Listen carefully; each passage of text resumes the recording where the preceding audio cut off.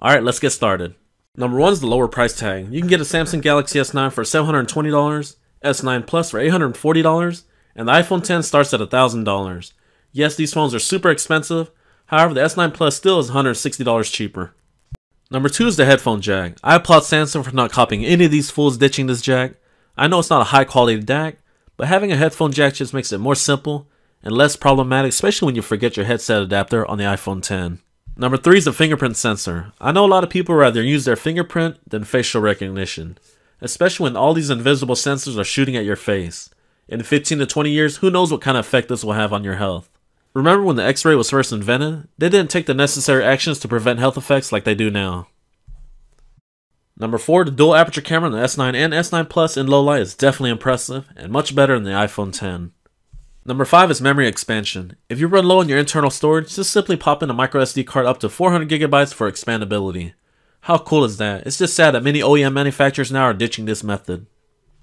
Number 6 is more advanced LTE radios. For example, on T-Mobile you're getting 4x4 MIMO and 256 QAM, as well as Band 71, which will let you tap into T-Mobile's new 600 MHz spectrum, which will give you much better coverage, especially in the country. Number 7, the Samsung has one of the best OLED panels on the planet. This Samsung screen is just drop dead gorgeous. It is the king of smartphone screens, bar none. With the default settings set at adaptive display, the colors are super punchy and not that accurate. However, with the beauty of Android, you simply go into screen mode and go down to customizations and go to the basic screen setting to get a more accurate color profile. Number 8 is no notch. I know the notch has been blown out of proportion, but to me it doesn't really bother me in portrait mode. However, when I'm watching videos or doing anything in landscape, it becomes a sore thumb. I mean, come on guys, just take a look at how beautiful the screen looks on the Galaxy S9 Plus in landscape mode. Number 9 is the Android operating system. The ability to change, rearrange icons, change system fonts, themes, and different launchers are a dream come true for people that love to customize their phones. Every Android phone you look at looks entirely different. Okay guys, when I'm talking about rearranging icons, I'm talking about moving them around without a sequence. For example, I want to put this icon down here, but you just can't do it on iOS.